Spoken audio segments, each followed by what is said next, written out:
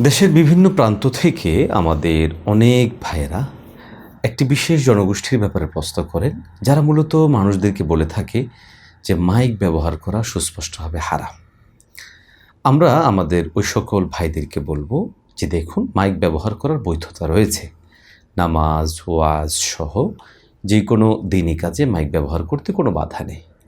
আপনারা যদি সমকালীন লিখিত বিভিন্ন গ্রন্থ দেখেন, জাওয়াহিরুল ফিকের মধ্যে, জাদিদ ফিকহি মাসাইলের মধ্যে, অথবা কিফায়াতুল মুফতির মতো গ্রহণযোগ্য ফাতোয়ার কিতাবের মধ্যে, তাহলে সেখানে স্পষ্ট করেই পাবেন বিজ্ঞ ওলামায়ে কেরামগণ উভয় পক্ষের যাবতীয় যুক্তি তর্কগুলো তুলে ধরে তারা প্রাধান্য দিয়েছেন এটাকেই, যে প্রয়োজন সাপেক্ষে মাইক ইত্যাদি ব্যবহার করা যাবে।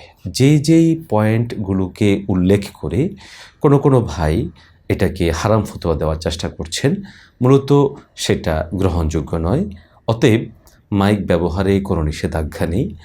যারা আমাদেরকে বিভিন্ন জায়গা থেকে প্রশ্ন করেন, আমরা আপনাদেরকে স্পষ্টভাবেই বলছি, সওয়াবের কাজে, ইবাদতের কাজে আপনারা মাইক ব্যবহার করতে পারেন। আল্লাহ তাআলা আমাদেরকে সঠিক মাসআলা জেনে আমল করার তৌফিক দান করেন। আমিন।